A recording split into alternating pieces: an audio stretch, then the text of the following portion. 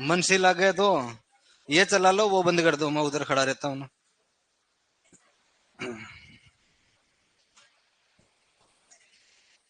वो चैट तो ओपन नहीं करी। Chat open.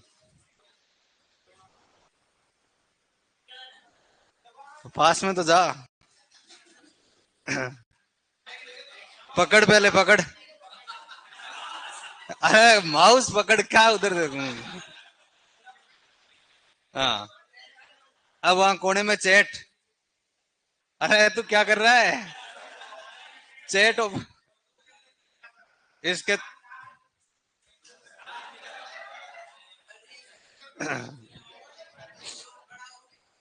हाँ, उस पे बाहर क्लिक कर, ऐसे स्क्रीन से बाहर है, ब्लैक बोर्ड पर। हाँ। हाँ, वो चैट ओपन कर दे अब। चैट ओपन कर। बस। चलो।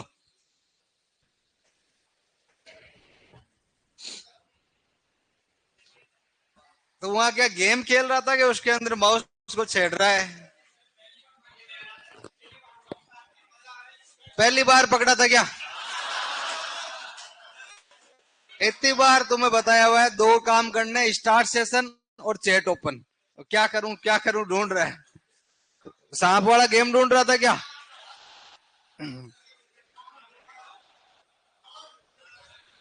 अरे शांति से बैठ जाओ।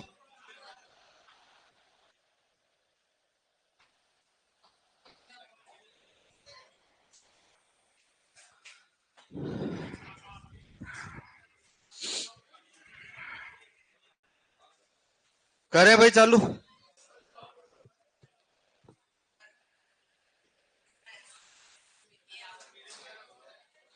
पूछो।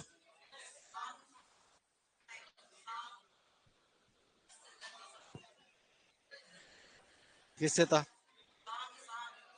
किससे था, तो मेरे को नहीं आता है। तो ठीक है, तो लिख लेना तो कॉपी में। तो कौन सा चल रहा था अपने लास्ट में। तेरे ताली लिखवा दिया था क्या।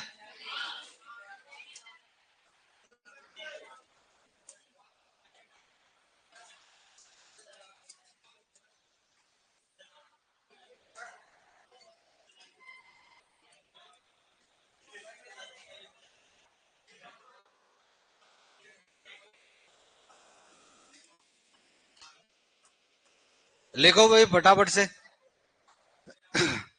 कामड़ जाति की जो महिलाएं, बाबा रामदेव जी ने पंथ चलाया था कामड़िया। कामड़िया या कामड़ पंथ की महिलाओं के द्वारा बैठकर तेरे मजीरे बांध कर नृत्य करते हैं, इसलिए इसका नाम है तेरे ताली।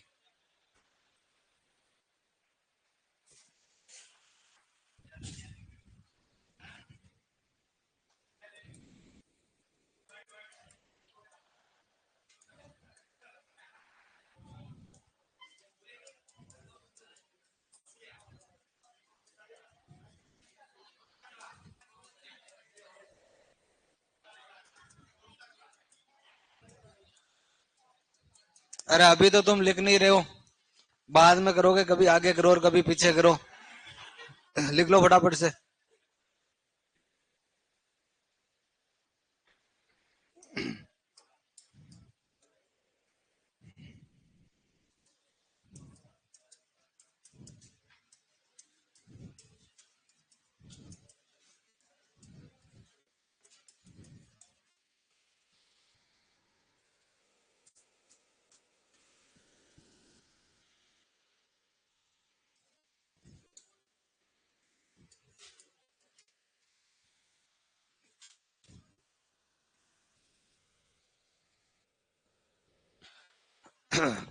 तो बाबा रामदेव जी के मेले में डांस करते हैं। रामदेव जी ने जो पंथ चलाया था कामड़, कामड़ जाति की महिलाएं करती है। काम की बात है कि तेरे मजीरों की ताल पर करते हैं, इसलिए इसका नाम क्या है, तेरे ताली है। और ये बैठ कर किया जाने वाला डांस है, सिर्फ और सिर्फ कौन करती है, महिला। कल अग्नि हो गया था क्या।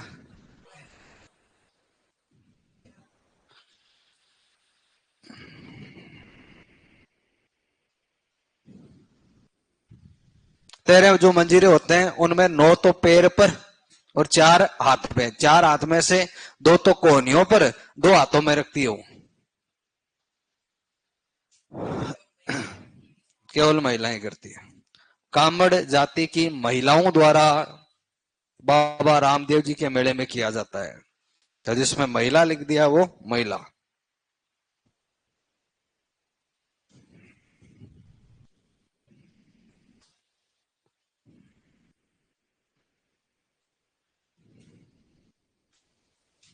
क्या कह रहा है? लिख लिया क्या? कुछ कलाकारों के नाम ध्यान रखने। वाद्य यंत्र देखो, मुख्य मंजीरा,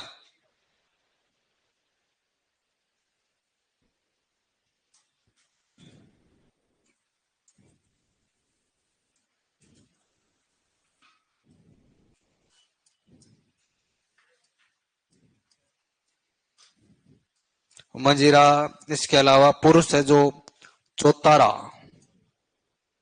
चौतारा को कहते हैं तंदूरा, तंदूरा बजाते हैं।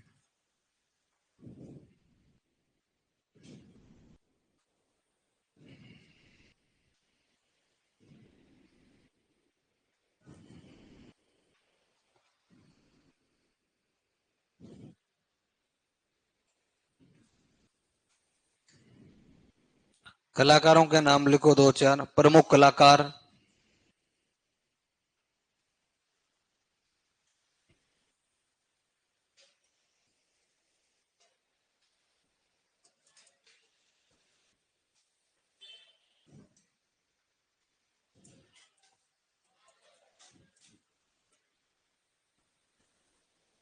मांगी भाई कामड़, मोहिनी कामड़,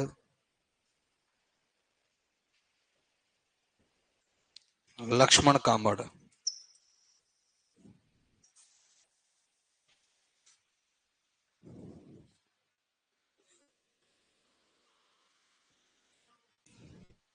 पुरुष है फिर भी कर लेता वो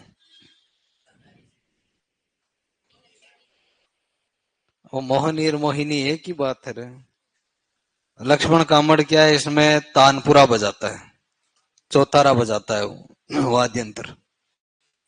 या कभी कभी मान लो कि महिलाओं वाले कपड़े पहन के अपने डांस भी कर लेता होगा। डेरी मुल्क पुरुष होगा ये। लिख लिया।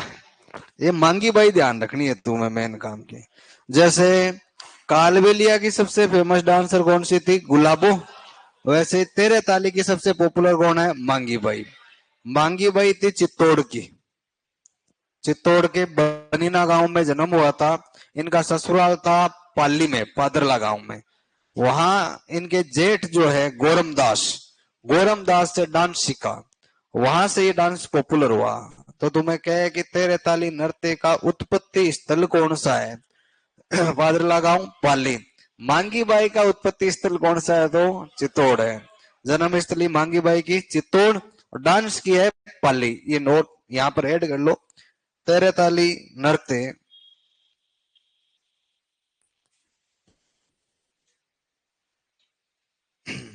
का जन्म, जन्म या उत्पत्ति, तेरे ताली नृत्य की उत्पत्ति पादरला गांव पाली से मानी जाती। तेरे ताली नृत्य की उत्पत्ति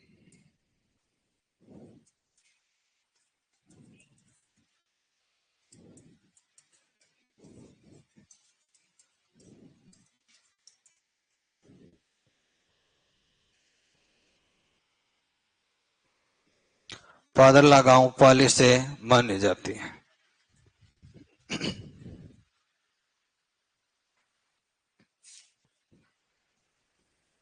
मांगी बाई के बारे में 2 4 बातें ध्यान रखना।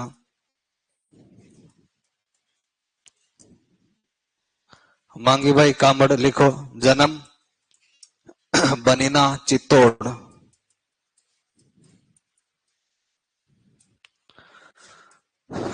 ससुराल पादरला पाली, गुरु गोरमदास,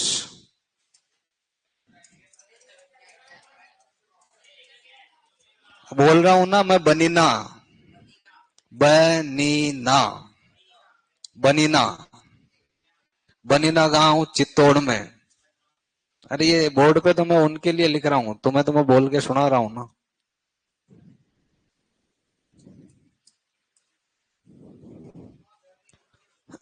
ससुराल पादरला पाली। और डांस सीखा गोरमदास से, गुरु गोरमदास कामड़। गुरु भी था और जेठ भी था। जेठ जी से शर्म कर लेती तो आज डांस थोड़ी सीख पाती है।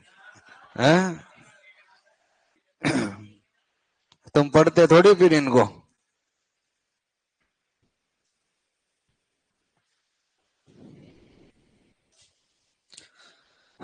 1954 में यहाँ पे चित्तौड़ में गाड़िया लोहार सम्मेलन हुआ, जिसमें नेहरू जी आए थे। नेहरू जी के सामने इन्होंने डांस किया, कौन सा, तेरे ताली। और नेहरू जी को पसंद आ गया डांस, तेरे ताली डांस। तब से नेहरू जी ने कह दिया कि आज से ये जो मांगी है ना, ये छोटे मोटे प्रोग्राम में नहीं नाचेगी और डांस करेगी इंटरनेशनल लेवल पर। और इंटरनेशनल लेवल पर बाद में फेमस हो गई कौन सी बाई, मांगी बाई।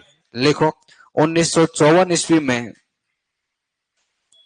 1954 ईस्वी चित्तौड़ के गाड़िया लोहार सम्मेलन में, 1954 चित्तौड़ के गाड़िया लोहार सम्मेलन में, गाड़िया लोहार सम्मेलन में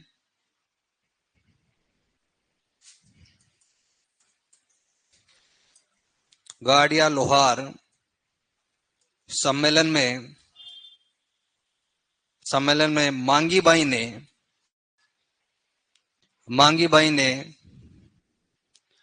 पंडित नेहरू के सामने नृत्य प्रस्तुत किया। 1954 चित्तौड़ के गाड़िया लोहार सम्मेलन में मांगी बाई ने पंडित नेहरू के सामने नृत्य प्रस्तुत किया।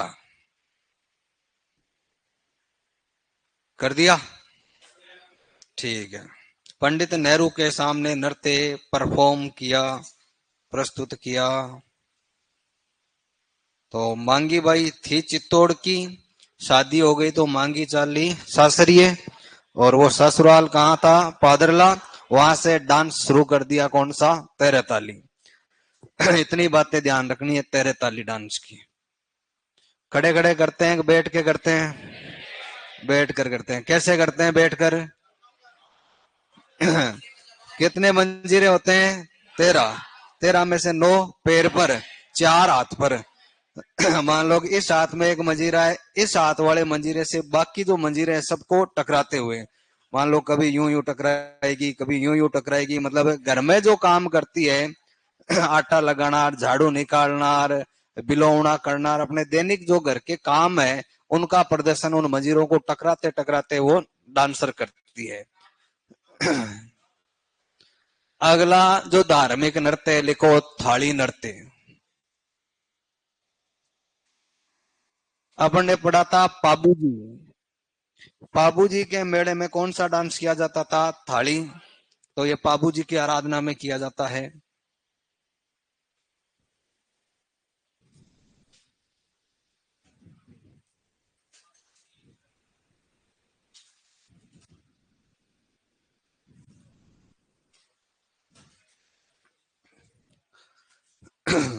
सांकड़,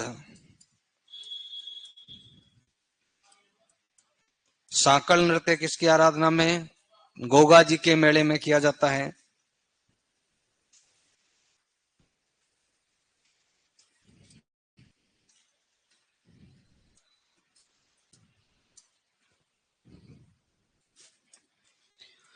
लांगुरिया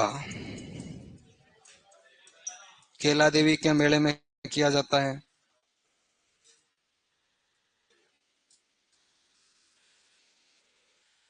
लांगुरिया का दूसरा नाम क्या था, गुटकन।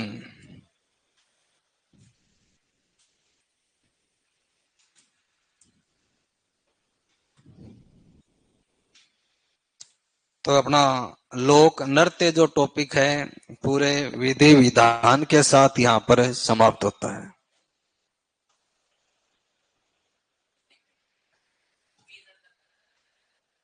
तो चेक कर कॉपी के अंदर लिखा हुआ है तेरे, लिखा हुआ है कॉपी में। पैजण, पाड़ी नोच, चोगला, कानोड़ा सब लिखा हुआ है। लिखा दिया। तू पढ़ता तो है नहीं, पेपर ही चेक करता है खाली। नहीं आया, लिखवा दिया। पैजण और पालीनोज ये इधर डूंगरपुर, बांसवाड़ा, प्रतापगढ़ इधर करते हैं ना। दक्षिणी राजस्थान का डांस है। तो डूंगरपुर बांसवाड़ा ही तो वागड़ है ना। पालीनोज करते हैं दारियावाद प्रतापगढ़ में, पैजन करते हैं वागड़ बांसवाड़ा प्रतापगढ़। ये तो लिखवाए हुए हैं तुम्हें सारे। चलो अगला टॉपिक लगाओ, राजस्थान के प्रमुख दुर्ग।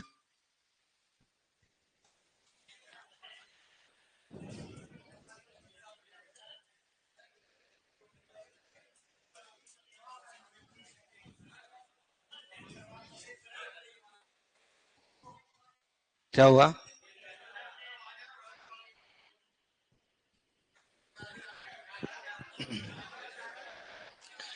राजस्थान के प्रमुख दुर्ग पढ़ेंगे। वाद्य यंत्र अभी लिखना है, चलो लिखो फिर, चलो वाद्य यंत्र लगाओ।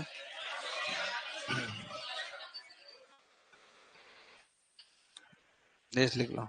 करने तो है सारे ही, पढ़ने रहे कोई से ही पढ़ो ना। दुर्ग पढ़ लो, वाद्य यंत्र पढ़ लो, और कौन सा रहा तुम्हारे? लोकगीत, गीत तो कर दिया ना। वो गीत वाला दिखाना लास्ट में, क्या क्या बचा था तुम्हारे? जी कॉपी दिखा एक बार। अरे आवाज मत करो रे, शांति से बैठ जाओ और लोकगीत वाला देखने दो मेरे को। उठ के आना पड़ेगा तो।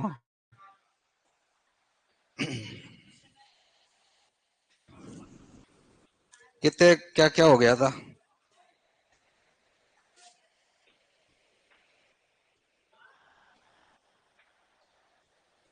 ले।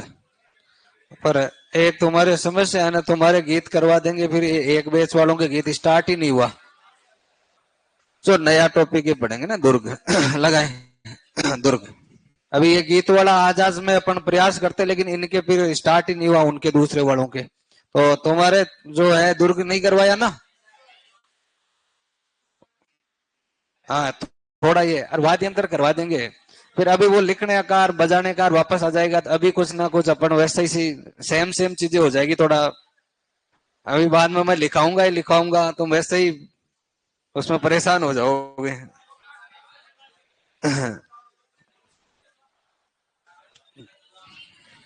देखो तुम्हारे देवता करवा दिए, देवियां हो गई, संप्रदाय हो गए, संत संप्रदाय हो गए ना, और डांस हो गए, गीत हो गए। अरे वो बावड़ियां और सावड़ियां हवेलियां तो अबे भूल जाओ।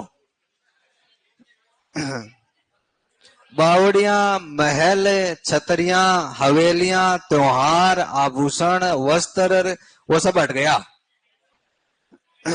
जो पहले आए थे ना, जब ये सिलेबस। तुम खुद बोलोगे तो फिर मैं कुछ नहीं बोलूंगा, तुम मेरे सुनोगे तो बोलूंगा ना मैं। और मैं बार बार अब मैं तुम्हें कहता रहूंगा कि चुप रह जाओ चुप रह जाओ। तो मैं बता ही तो रहा हूं तुम्हें कि भाई क्या क्या तुम्हारे सिलेबस में है। तुम क्या जानना चाह रहे हो वो मुझे पहले ही पता चल गया, और मैं बता रहा हूँ वो। तो ये तो क्या है, वो हो गया। 3 नंबर वालों के गीत नहीं हुआ है, 4 नंबर वालों के यहाँ तक काम हो गया है, चौथा ही है ना, 4 का ही हो गया। इसके अलावा एक टॉपिक अपन पढ़ेंगे चित्रकला। ये उनके हो गया 3 नंबर के, 4 नंबर के नहीं हुआ। चित्रकला के बाद में हस्तकला नहीं है, वो हट गया। अब कलाकारी अपने घर पे दिखाना। चित्रकला के बाद में एक है अपने मंदिर, एक है अपने दुर्ग, और कौन सा है नाट्य और नृत्य, नृत्य नृत्य उधर आ गया ना, वाद्य यंत्र, ये टॉपिक है अब। हाँ, एक भाषा साहित्य, राजस्थानी भाषा और राजस्थान का साहित्य, और कौन सा, यही टॉपिक है, बाकी है ना रीति रिवाज है क्या? एक मेरे ख्याल से नहीं है, फिर भी परंपरा वर्ड दिया है तो हो सकता है, चलो अपन इस पे बात कर लेंगे, एक रीति रिवाज है। बाकी तुम्हारे पास सिलेबस होना चाहिए भाई तुम्हारा, और उसके अकॉर्डिंग बात करेंगे अपन। तो इधर वाला काम अपना हो गया, इधर वाला बच्चा है।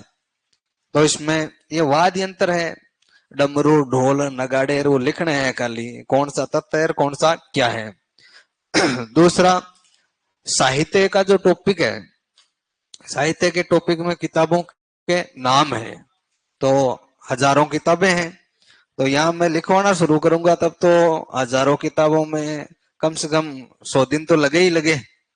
तो तुम्हें कुछ कुछ जो बेसिक उनके टर्म्स है, वात क्या होती है, वचनिका क्या होती है, रासो क्या होता है, पर्ची क्या होती है, ऐसे कौन सा वीर गाथा काल है, कौन सा भक्ति काल है, कौन सा संत साहित्य, उनका जो समझने वाली चीजें हैं वो तो मैं समझाऊंगा तुम्हें यहाँ पर।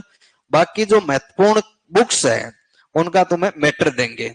बाकी यूं मैं लिखूंगी ये किताब इसने लिखी, तुम अपनी कॉपी में लिखो ये किताब इसने लिखी, तो ऐसे करते करते तो मैं बोर्ड पे यहाँ कितनी लिख दूं, और तुम कॉपी में उसको क्या है याद करना है, रटना है, और कोई इलाज नहीं है। पृथ्वीराज राष्ट्रचंद बरदाई ने लिखा है तो लिखा है, वो याद करना पड़ेगा, वो उसमें अपन समय लगाए तो वो समझदारी वाली बात नहीं है। तो फिर ये भाषा बोलियां हैं, तो कौन से क्षेत्र में कौन सी बोली और उसकी अपनी जो विशेषताएं उन पर बात करेंगे।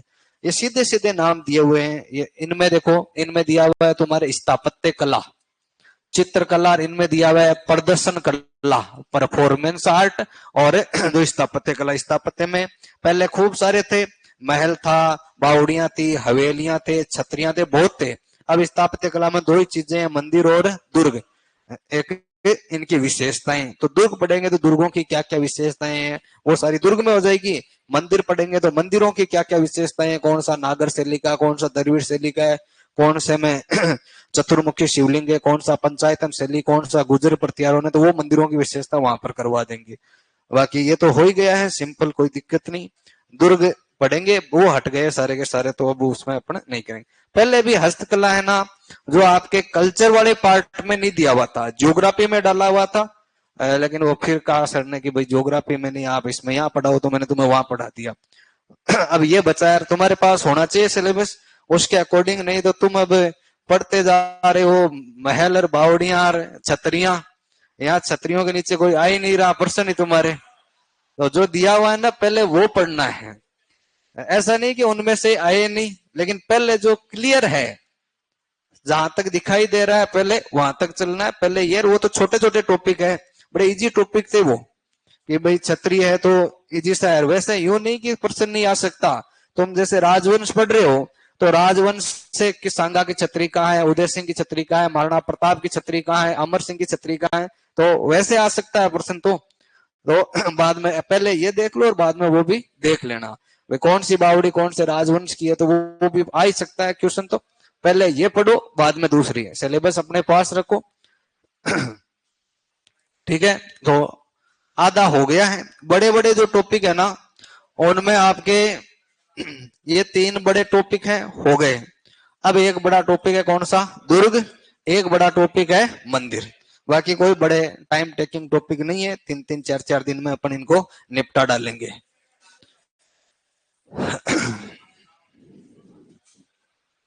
चलो दुर्ग लगा लिए।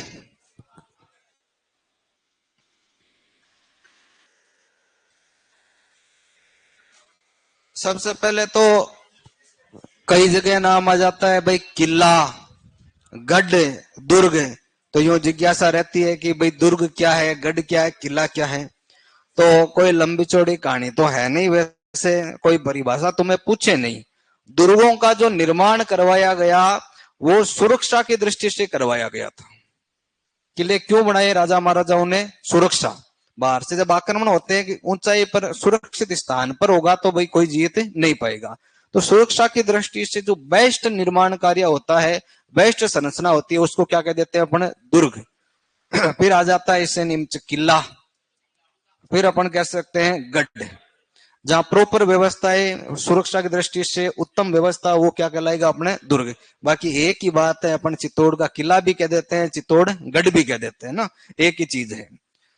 प्रश्न आया एक कि राजस्थान के राजपूत शासकों ने पहाड़ी और दुर्गम स्थानों पर निवास स्थान बनाए, क्यों? वो कारण, तो उसमें कारण था कि उन्हें जंगली जानवरों से डर लगता था, इसलिए वो पहाड़ों पर चले गए। उन्हें एकांत पसंद था, इसलिए वहां चले गए। एक था कि भाई सुरक्षा की दृष्टि से, और एक आ गया उपरोक्त सभी। तो क्यों गए? सुरक्षा की दृष्टि से। तो ऊंचाई पर आगे अपन पूरा इस पर थ्योरी पढ़ेंगे। तो पहली बात तो दुर्ग और गढ़ बात एक ही है। अब कुछ नाम आएंगे अपने सामने बार बार। एक नाम आएगा अपने सामने परकोटा, एक नाम आएगा अपने सामने बुर्ज, एक नाम आएगा अपने सामने साका, एक नाम आएगा अपने सामने छाजमुखी, कई जगह नाम आ जाएगा कागमुखी। तो ये सब नाम क्या है ये मैं पहले बता दूंगा, नहीं तो ये बार बार आते रहेंगे तो तुम्हारे लगता रहेगा क्या है। तो किला जो है, अपना घर ही देख लो, उसको सुरक्षित करने के लिए अपन क्या लगाते हैं? वो बाउंड्री वॉल लगाते हैं ना। वो किलों के मामले में जो बाहर की दीवार है, उस दीवार को क्या कहते हैं? परकोटा कहते हैं।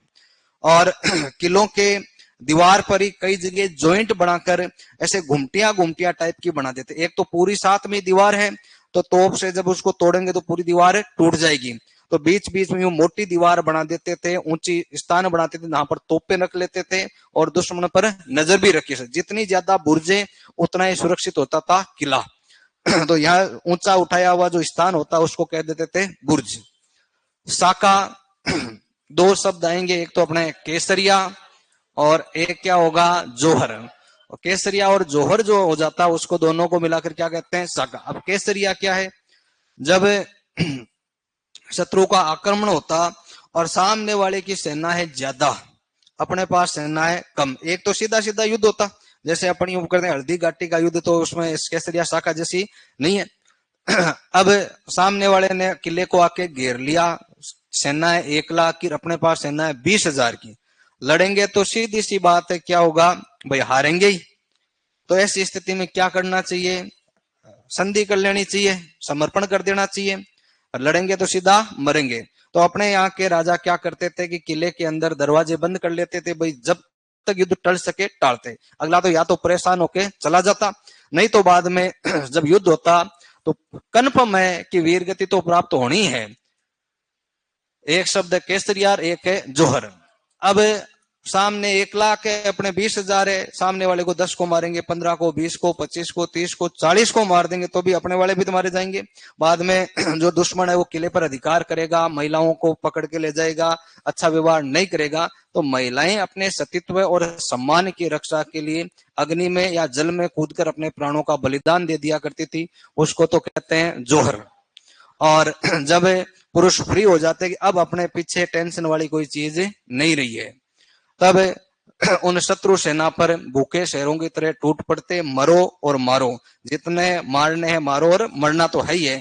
केसरिया जो रंग है वो बलिदान का ही प्रतीक है, तो केसरिया पगड़ी धारण करके युद्ध करते थे और वीर गति को प्राप्त हो जाते, उसको कहते हैं केसरिया। महिलाएं तो क्या करती थी? जोहर। पुरुष क्या करते थे? केसरिया। दोनों हो जाए तो उसको क्या कहा जाता था? साका। अगर दोनों में से एक घटना हो तो साका पूरा नहीं है, साका कैसा है? आधा है, उसको क्या कहेंगे? अर्ध साका कहेंगे। पहले होता था जोहर और बाद में क्या होता था? केसरिया हुआ करता था। तो आगे अपन कई, कहाँ केसरिया हुआ, कहाँ जोहर हुआ, कितने साके हुए? चित्तौड़ में 3 साके हुए, गागरोन में 2 साके हुए, जालोर में साका हुआ, कई जगह साके हुए, सिवाना में, हाँ, जैसलमेर में हाँ 2.5 साके हुए। आगे बात करेंगे अपन सबकी। फिर एक शब्द आया छाजमुखी, एक शब्द आया कागमुखी। कोई घर वगैरह भी अपन बनाते हैं, दुकान बनाते हैं, उसमें भी वास्तु वगैरह देखते हैं ना, कि जो किला है बढ़ाने के लिए जो आगे की पहाड़ी है, जो मकान का आगे का हिस्सा है, वो चौड़ा रखा जाए और धीरे धीरे पीछे वो संकड़ा हो जाए, उसको तो कहते हैं छाजमुखी। वो गेहूं साफ करने वाला और कचरा उठाने वाला ऐसा ही तो होता है, आगे से तो चौड़ा, पीछे से संकड़ा, उसको अपन क्या कहते हैं, छाजड़ा। तो वो छाजड़े का जैसा है, इसलिए इसको कौन सा मुखी कह देते हैं, छाजमुखी।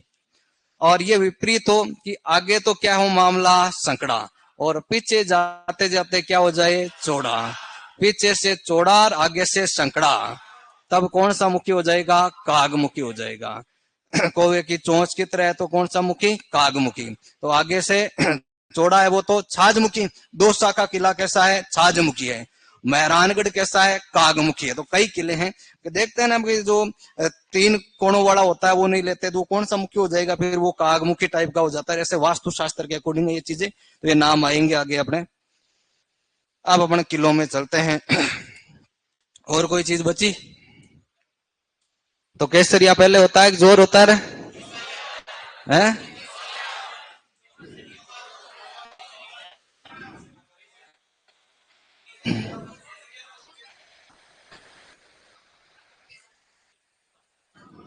क्या कह रहा है, क्या कह रहा है? पीछे आवाज नहीं। हाँ,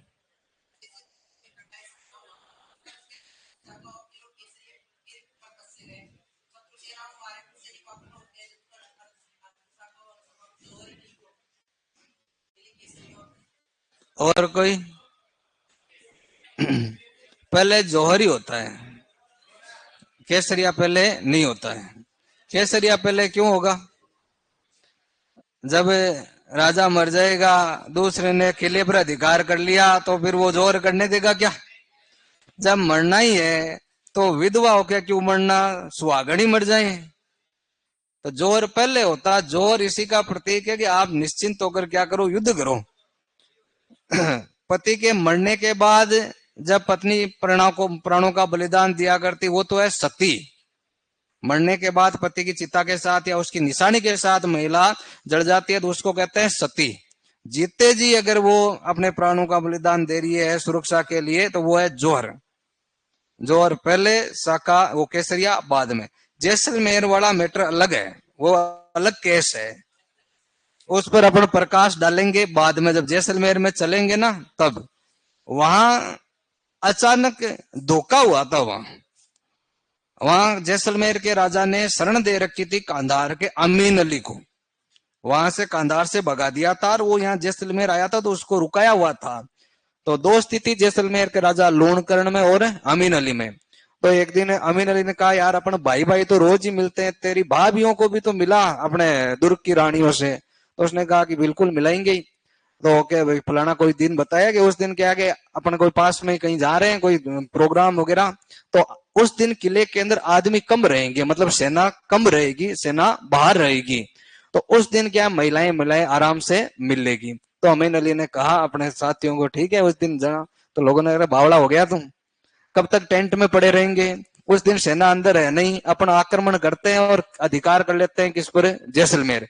तो जो बेग में थी अमीन अली की, तो उनकी जगह जो अमीन अली के सैनिक थे, वो बेगमों के भेष में बुरके उरके पहन के, जो डोलियां होती है ना, पालकियां, उनमें बैठकर किले के अंदर जा रहे थे।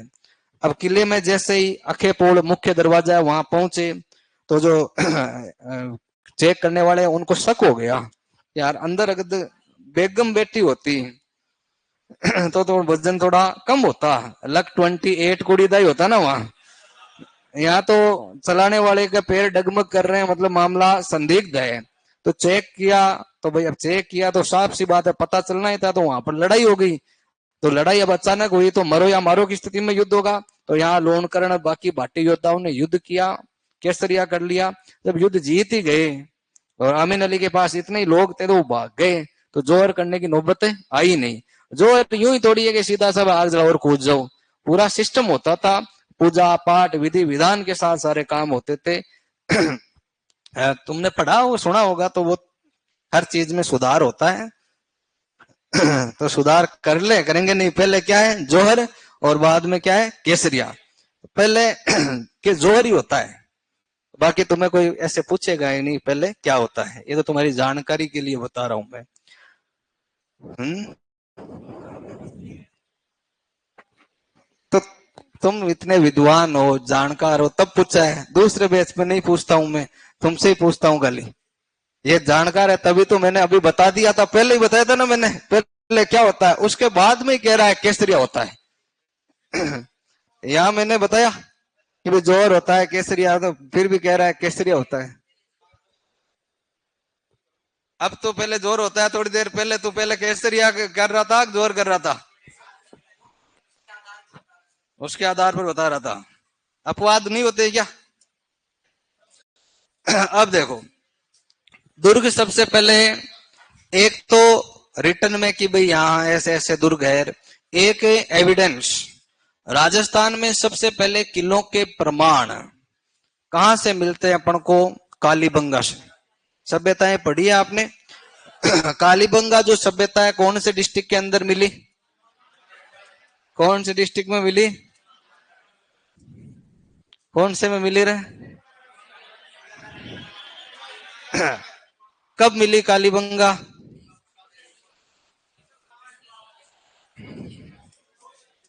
1951 में। यहाँ खोज हो गई 1961-62 में, हनुमानगढ़ में, है ना? प्रश्न सुना तुमने ध्यान से? मतलब कहाँ मिली, कहाँ खोज हुई? तो हनुमानगढ़ जिला बना 1991 में। 94 में बना क्या? कब बना? 1994 में। तो 94 में तो हनुमानगढ़ था ही नहीं, फिर कहां से मिल गई वहां पे? है ऑप्शन तो गंगानगर हनुमानगढ़ दोनों आ जाएंगे, भाई खोज कहां पर हुई? है ना? तो है कहां पर? हनुमानगढ़ में ही है ना? तुम्हें वही बतानी है ना, मैं तो यूं ही कर रहा हूँ, मैं नहीं जानता हूँ। ये हिस्ट्री विस्ट्री मेरे को नहीं आती है। तो जो कालीबंगा है, इस कालीबंगा के अंदर दो टीले मिले, पढ़े होंगे ना? एक तो टीला कौन सा? दुर्ग। एक टीला कौन सा? नगर। तो राजस्थान में सबसे पहले दुर्ग कहां पर था? कालीबंगा में था। कालीबंगा में हमें दुर्ग के क्या मिलते हैं? प्रमाण मिलते हैं, एविडेंस मिलते हैं। मंदिर मिला था क्या कालीबंगा में? मंदिर नहीं था कालीबंगा में। फिर दुर्गों के बारे में जानकारियां कहां से मिलती है? ग्रंथ बहुत सारे हैं, तो एक किताब है मनु स्मृति। मनु स्मृति में सबसे पहले दुर्ग के बारे में बताया गया है कि एक प्रशासन में कुछ चीजें इंपॉर्टेंट होती है, उनमें एक क्या होता है? दुर्ग। तो इसने बताया कि दुर्ग कितने टाइप के होते हैं? 6। फिर राजनीति पर एक प्रसिद्ध ग्रंथ लिखा किसने? चाणक्य ने।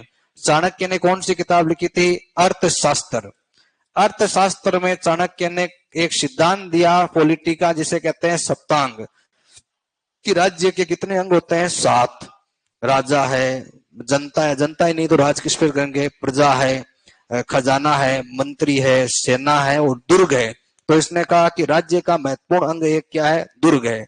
और चाणक्य ने कहा कि दुर्ग इंपोर्टेंट है, और दुर्ग कितने टाइप के होते हैं? 4 टाइप के होते हैं।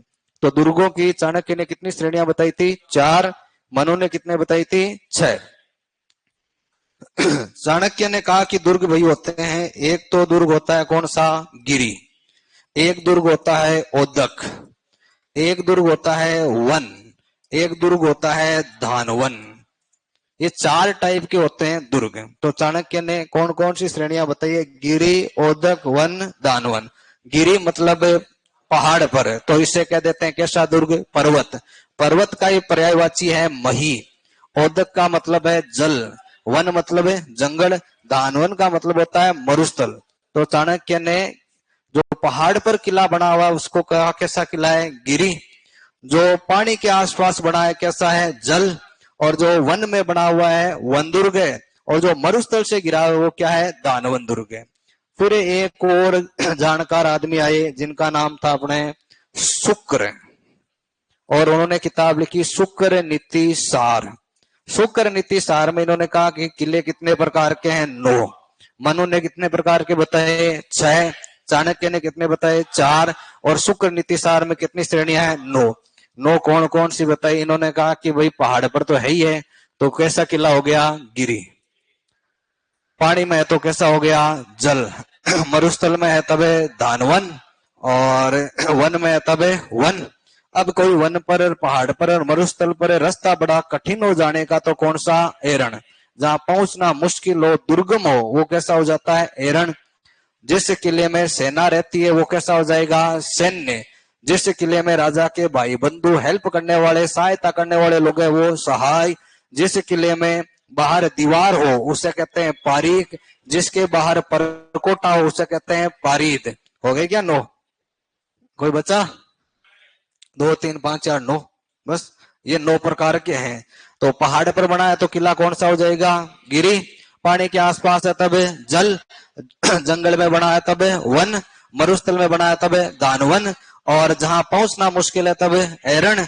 और जो सेना, मिलिट्री कैंप, जैसे अपने आज आर्मी के एयर कैंप नहीं होते, इधर बॉर्डर एरिया पर एयरबेस भी अपने एयरफोर्स का, समुद्र है वहां पर नेवी का है। तो जहां संदिग्ध बॉर्डर होता था, राजा अपनी सेना एनी टाइम रखा करते थे। ऐसे दुर्गों को क्या कहते हैं, सैन्य। राजा की फैमिली जहां पर रहती है, हेल्प करने वाले लोग रहते हैं, तो सहाय। अब सुरक्षा के लिए किले बनाए तो सुरक्षा या तो किला ऊंचा बना दो या पानी में बना दो। अब मरुस्थल है, समतल है, सुरक्षा कैसे करेंगे, तो या तो क्या बना दो, दीवार, और या क्या कर दो, चारों तरफ खाई। तो जिसके चारों तरफ खाई है वो पारीक, जिसके चारों तरफ बड़ी दीवार है तब पारीद। एक किला एक से अधिक कैटेगरी में हो सकता है। ऐसा नहीं कि चित्तौड़ गिरिदुर्ग है, गिरिदुर्ग के अलावा कोई कैटेगरी में नहीं है।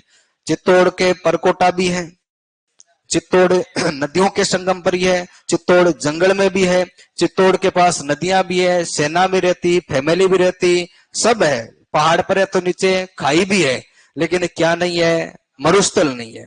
चित्तौड़ 8 श्रेणियों में फिट है, लेकिन कौन सी में नहीं है, दानवन में। चलो लिखना स्टार्ट करो, फिर आगे बात करेंगे।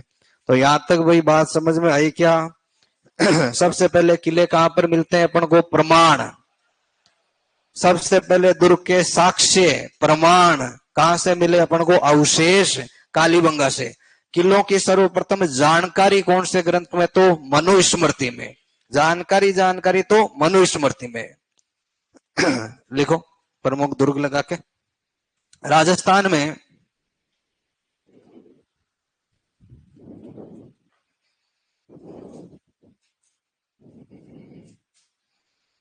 दुर्ग के प्राचीनतम साक्ष्य या प्रमाण,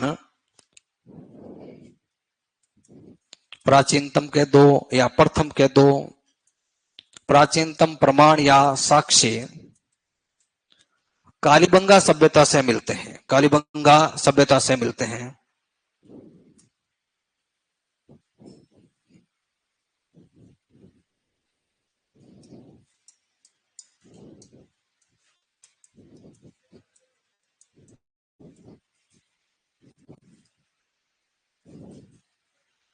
कालीबंगा सभ्यता से मिलते हैं। क्या क्या मिला यहाँ पर, एक मिला दुर्ग टीला, एक मिला यहाँ पर है नगर टीला। पश्चिम वाला जो इलाका था वो दुर्ग टीला था, जो ऊंचा था। भाई सुरक्षा के लिए बना, पहले भी सुरक्षा की जरूरत पड़ती, गगन नदी में बाढ़ आ जाए, गांव डूब जाए, लेकिन क्या नहीं डूबना चाहिए, राजा, इसलिए ऊंचाई पर बनाया।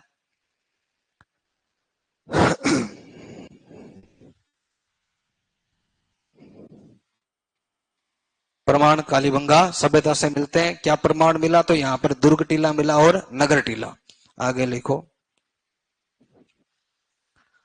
दुर्ग की सर्वप्रथम जानकारी,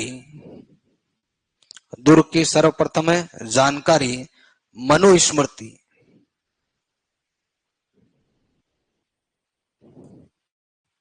मनुस्मृति से मिलती।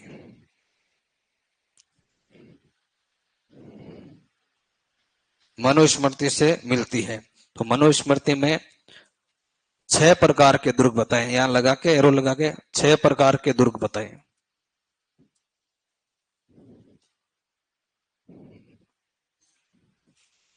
मनुस्मृति 6 प्रकार के दुर्ग बताए गए।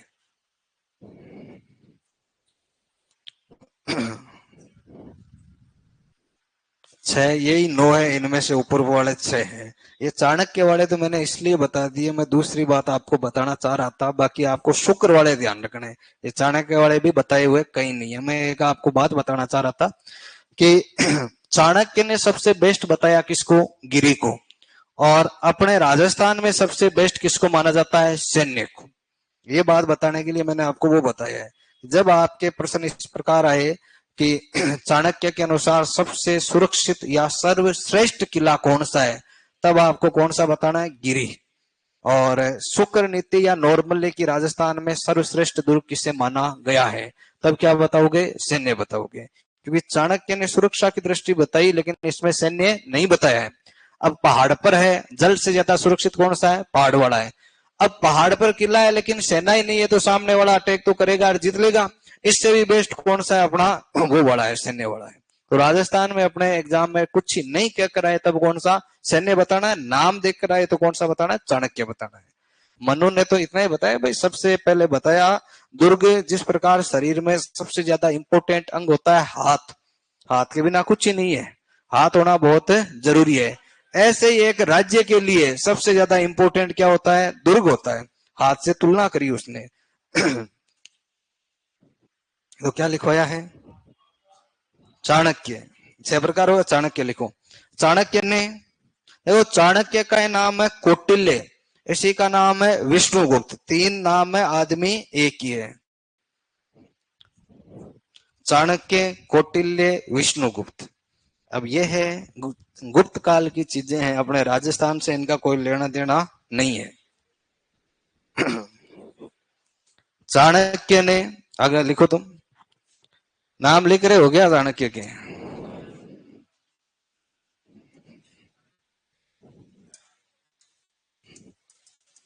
चाणक्य ही क्या है? कौटिल्य।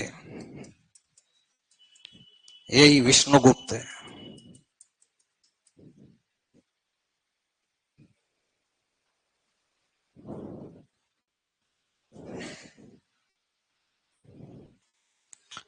चाणक्य ने अपने ग्रंथ अर्थशास्त्र में, चाणक्य ने अपने ग्रंथ अर्थशास्त्र में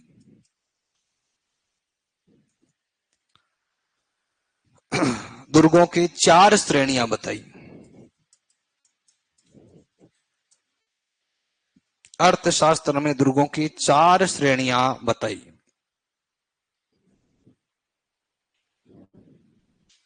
दुर्गों की चार श्रेणियां बताई।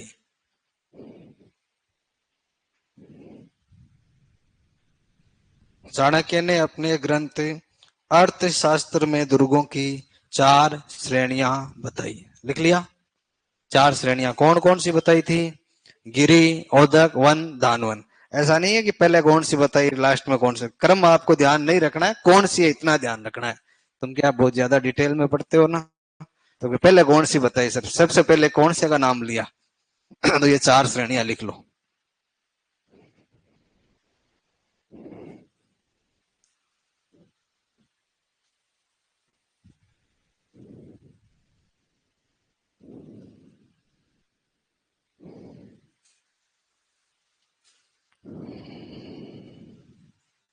लिख लिया? बेस्ट कौन सी है? गिरी। इसके सामने लिख लो बेस्ट, सर्वश्रेष्ठ। चाणक्य के अकॉर्डिंग बेस्ट है गिरी।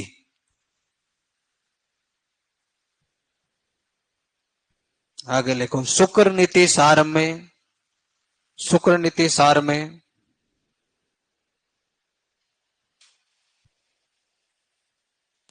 शुक्र नीति सार में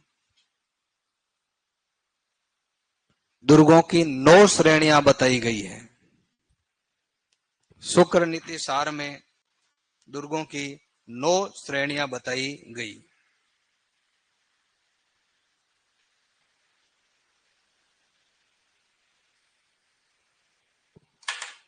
9 श्रेणियों के बारे में पढ़ेंगे नेक्स्ट क्लास में।